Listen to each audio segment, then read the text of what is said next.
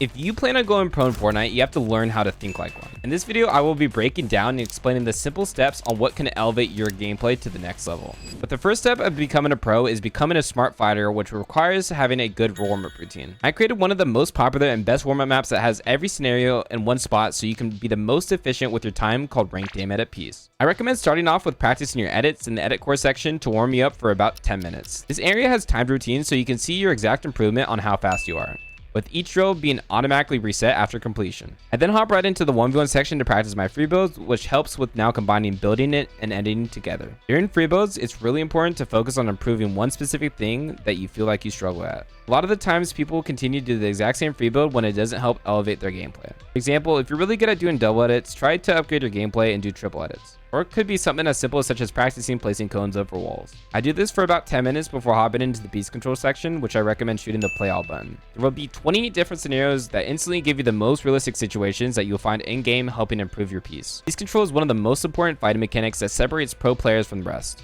When you are doing these piece control scenarios, it is important not to mindlessly play and make sure that you're taking smart realistic peeks that you would also want to do in game while also trying to hit max damage shotgun shots. So assume when you're playing that the bot would be able to shoot back. This means that you should only be practicing right hand side peeks and not wide open edits. I then end my warm up routine by making sure that my aim is teed by hopping into the aim section. You can then practice your ADS and non-ADS tracking with your ideal loadout that you would be using in game. At the end of the day, it doesn't matter how good your builds and edits are if you can't hit your shots, so making sure that you're warmed up here can matter the most. If you also want recommendations on what sensitivity or keybinds you should use, we have a section called Pro, which has the top settings from pros like Peterbot, Vino, and more. You should now queue into a 1v1 public match and combine everything that you just practiced. It is important to go up against new and better players that you haven't faced before, because you will learn how to play against different playstyles which you would most likely encounter in game. And now that you've understood the basic fundamentals of becoming a smarter fighter, it's time to learn the importance of having a drop spot. When choosing a drop spot, the first thing you should think about is choosing an area that is going to have the best loot and positioning to set you up for the end game. Land at a drop spot that gives you the best off spawn advantage, playing around things such as high ground, fast materials,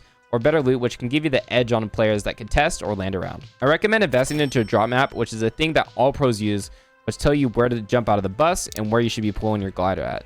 This will make you have one of the best drops compared to other people contesting. These cost around $10 to $20, and I will be putting a link down below if you're wanting to think about purchasing one. When I choose a drop, I like to land at an area that is edge mapped so I don't have too many people around that can third party my fights. When landing center, it is nice to have that positioning, but a lot of the times you'll be running into more players, which adds a lot more RNG. Now that you learned how to choose a drop spot, let's talk about how to play smart early game. You should create a loot path that you repeat each game that will result in you having good loot and mats. Every second matters off spawn, so practice being the most efficient as possible. My current favorite loadout of the season is the OXR rifle because of the high damage shots, which are great for open up fights.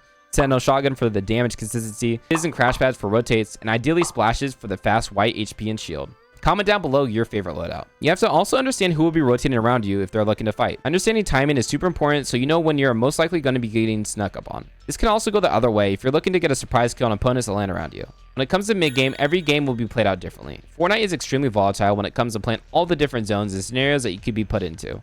But my biggest recommendation is to not be afraid of playing Storm. Storm can be something that you tank up to 600 ticks before having Storm sickness.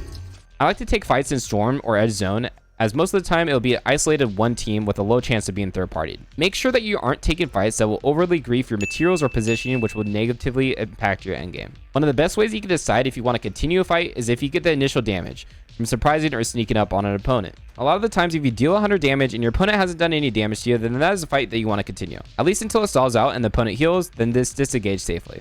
Ideally, you should be almost max mats with a full loadout going into endgame. My biggest advice when it comes to endgame is to make sure that you are focusing rotates. A lot of the players that struggle in endgame are because they are late rotating due to fights or just don't have a clear plan.